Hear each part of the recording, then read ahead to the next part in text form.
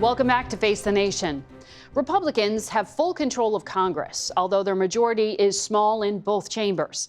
We sat down Friday with the new Senate leader, John Thune, and asked if those narrow margins would hamstring the party when it came to making major policy changes. It's always challenging, and especially in this current political environment. We don't always agree among Republicans within the family. Particularly among Republicans. But I think when it comes to the big issues, securing the border, rebuilding the military, strengthening the economy, generating energy dominance for this country, those are all things on which we agree. With respect to even narrow margins, I think we're going to have hopefully a very unified effort when it comes to those core issues. We'll disagree on the margins and the process and all that sort of thing, but when it comes to the things we need to get done, those are all things I think we agree on. You've had disagreements with Donald Trump in the past. As part of this advise and consent role, the role of the Senate, will you tell him when you think he's wrong? I will, and I think my job is to do everything I can to help him achieve success, be a successful president, which in my view means it will be a successful country. We have the same set of objectives. We want to get to the same destination, but I think at times there will be differences in how we get there. And understanding the unique aspects of how the Senate operates is something that I'm going to have to be able to share and convey to the president and help him understand, I think, what the contours are of what we can accomplish here in the Senate and what's realistic. You have a 53-seat majority over here, which means you can only lose 3 votes if Democrats remain unified in their opposition to some of Mr. Trump's picks for his cabinet. Do you expect them all to make it through? What I've promised is a fair process for all of them. When it comes to his picks, and I would say this of any president, they deserve a lot of latitude. His picks are going to come through a process where if they get reported out of the committee, come across the floor of the Senate, we'll make sure that they get the vote. And I think that I suspect a lot of them will get through. And we'll see about all of them.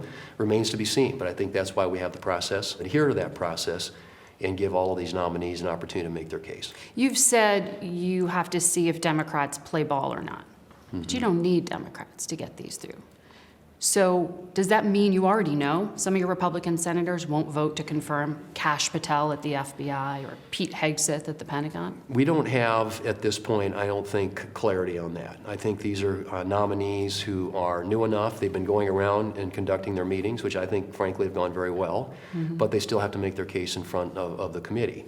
And, we don't know all the information about some of these nominees. I think we know a lot about them, but they deserve a fair process. We have a 3-vote margin in the Senate, as you point out, but I do think that in most cases at least, most of our Republican senators are inclined to give the president the people that he wants in these positions, given the process that they go through and whether or not they can manage the committee process and ensure that they get to the floor for vote. Does that include FBI background checks? I know often the ranking members get them on armed services, for example, but some of your colleagues, they want to see Pete Hegseth's FBI background check before they vote. Right, and I think that's going to be determined largely by the committee chairs. I think there will be an interest, obviously. Well, sure. I mean, I think that you want to have as much background as possible that is available to the committees as they make their decisions. I have a high level of confidence in our chairs that they will ensure that as members of the committee and of the full Senate have an opportunity to consider these nominees,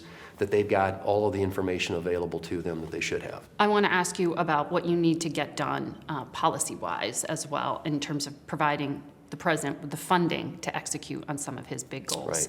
You've said you're going to go out of the gate with a generational investment in border security and immigration enforcement. You're going to pass it on 51 party line votes. If you want to govern through regular order, why go through this in a party line direction?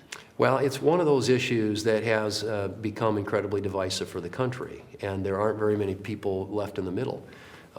Reconciliation enables us. It doesn't come along very often where you have unified control of the government. In a lot of cases, it doesn't last very long. It's a couple of years.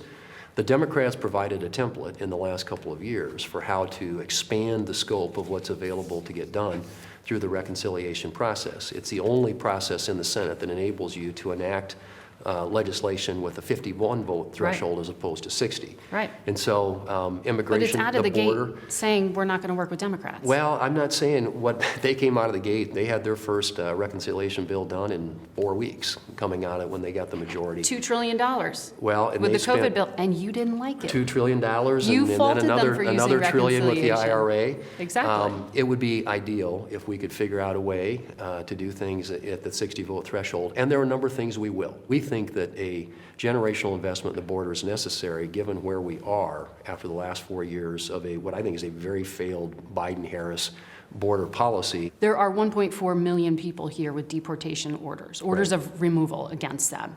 I've seen numbers that put the cost of expelling them at between $80 to $100 billion annually. Can you get that kind of money in the first 100 days? What we're trying to do is get an assessment from the people who are going to be in place. They're going to be implementing a lot of the president's policies when it comes to the border to determine what that resource allocation is going to need. They don't know yet. Well, I think that what we do know is we need physical barriers, we need technological barriers, we need more ICE agents, we need more Border Patrol agents, and yes, we're going to need ways of deporting people that are on that list that you mentioned. And so it's going to take some resources to do that, which is why I would argue that when the president takes office, and he's going to do a lot of things on the border by executive order, by executive action, that we're going to need to be able to provide the resources in order for him to do that. And that's why I've suggested that we take that border issue on right away and enable him to do the things that he needs to do. Is it true you're going to put some defense spending in that as well?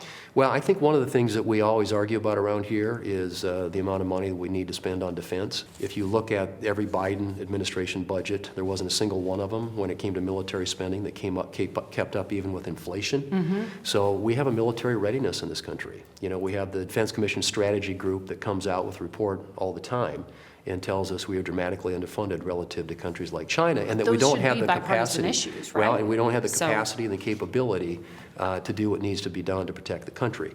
There's a big difference in delta in the two parties and how they approach the issue of defense and military readiness. And I think we are dramatically underfunding our military today. I think the president believes that, President Trump. And I think a lot of our Republican colleagues in the House and Senate share that view. So can we do this through reconciliation? We're obviously looking at our options. I want to make sure I ask you about the other big promise you made in terms of delivering on tax reform and Right. reconciliation. The estimates are it could add $4 trillion over the next decade. Is that really something you think is going to pass on a party line vote and without any revenue or spending cuts? You can't be comfortable. These are tax laws that will expire at the end of this year if Congress doesn't take action to extend them. And it would represent a $4 trillion tax increase on the American people if we don't extend that policy. We're going to have a very robust conversation about tax reform. There's a lot riding on it economically. I think regulatory policy, tax policy, energy policy are going to be really essential to the strength of the economy, how fast we can grow and expand and create better paying jobs in this country. So I'm a big believer in pro-growth tax policy. I believe you get a lot of that back through growth. In additional revenue, every 1%. Not tariffs, as Mr. Trump has promised. Well, that's a different subject, but I would say every 1% increase in GDP and economic growth, we're told, generates about $3 trillion in additional tax revenue. So you're going to get some back in terms of a growth dividend, and there will be spending cuts. There's no question about it. But going out of the gate with two big issues on party line votes, aren't you concerned that will blow up your chances at working with Democrats on some of those bigger immigration issues or bigger policies? We need to continue to work on those big policy issues, but I also think we have some immediate concerns, matters that need to be addressed, one of which is national security, given the increasingly dangerous world in which we live. And of course, I would argue that starts with the border. So border, national security, I think energy policy, energy dominance is a huge objective and goal. And I would hope that a reconciliation bill could also address that issue. If we do something on taxes, that traditionally has been in the past. The Democrats did it twice while they had the majority in the last session of the Congress. Trump did that in 2017 too. And with that's taxes. and both sides have done it, and that's the unique aspect of having unified control of the government. But I think those are all important, and they are things that, as a country, if we don't get right, I fear what the results and the outcome will be. And yes, it'd be ideal if you could do it bipartisan.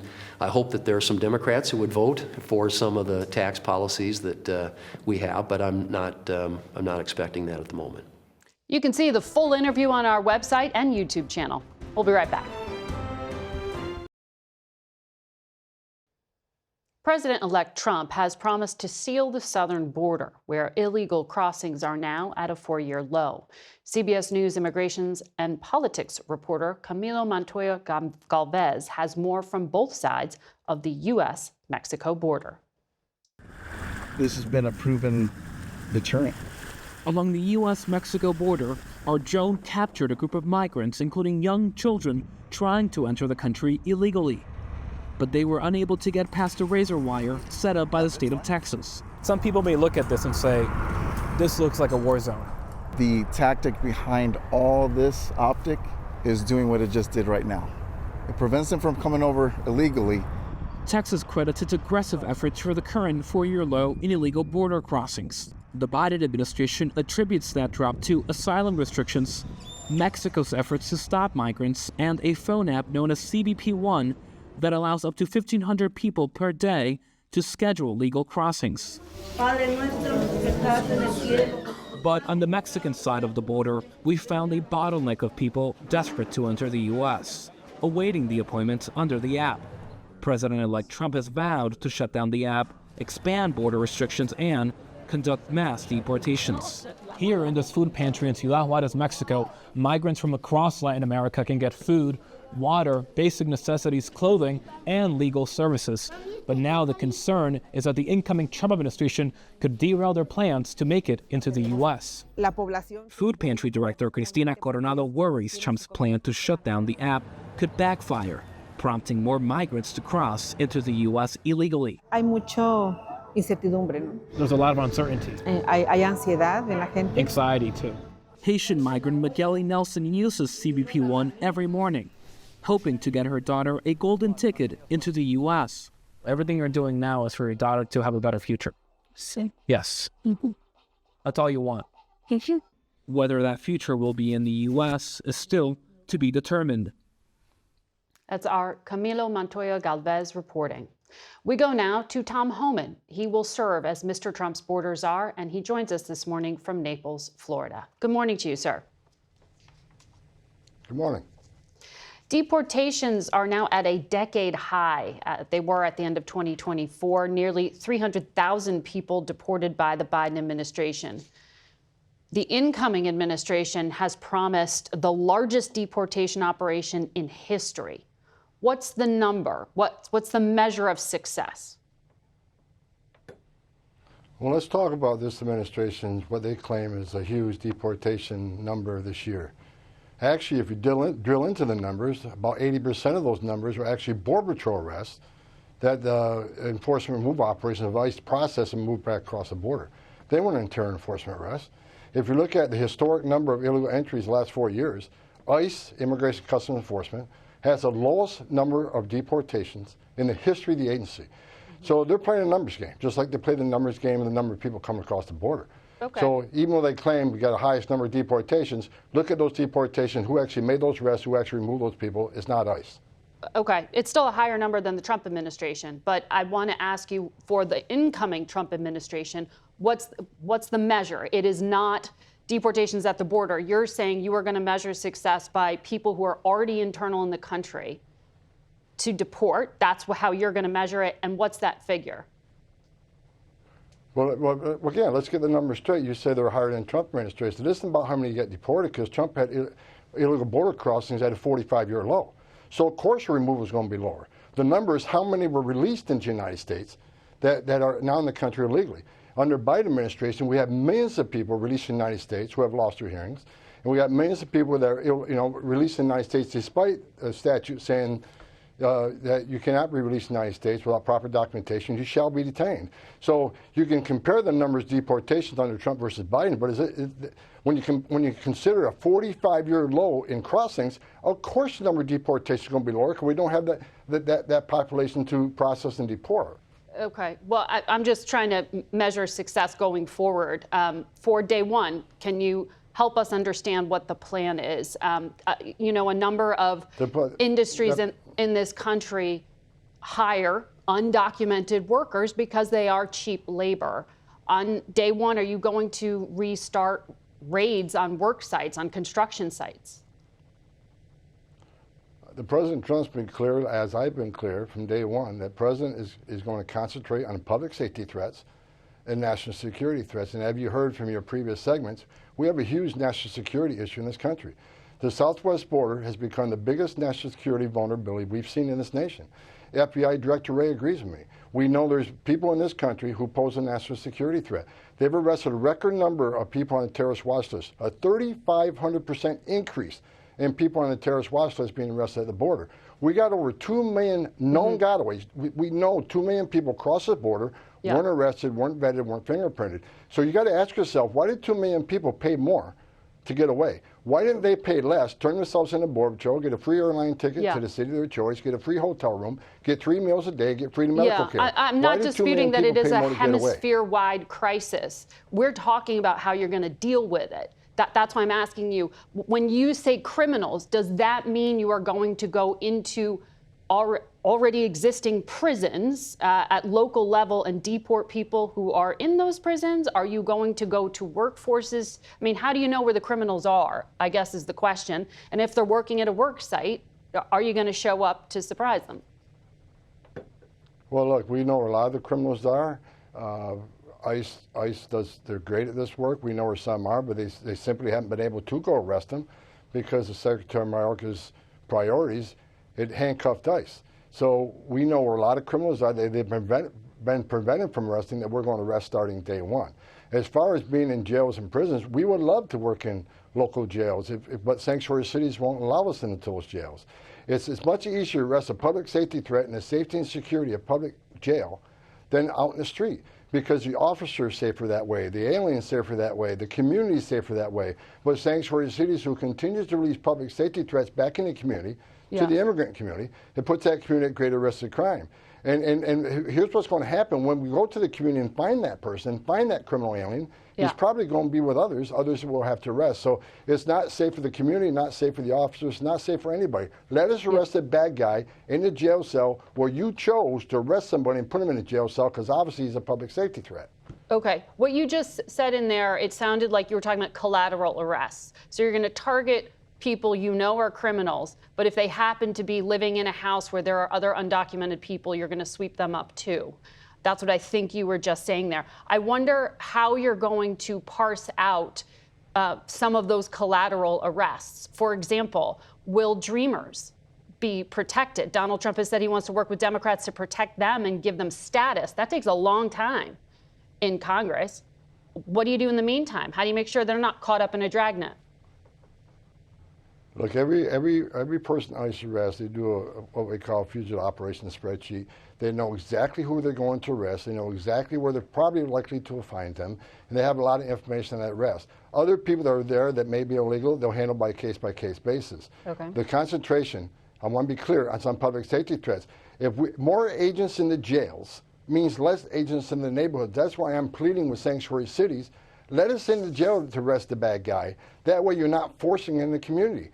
So, you know, if you go to an immigrant community and ask them, would you rather have ICE operating in your local jails, or would you want them in the community? What do you think they're going to say? They don't want bad criminal aliens in their neighborhoods either. So let us work with the jails. Let us work with law enforcement. Sanctuary cities are not safe for the immigrant community, and not safe for our officers. Okay, so that's like Secure Communities Act kind of action. But then where do you send people?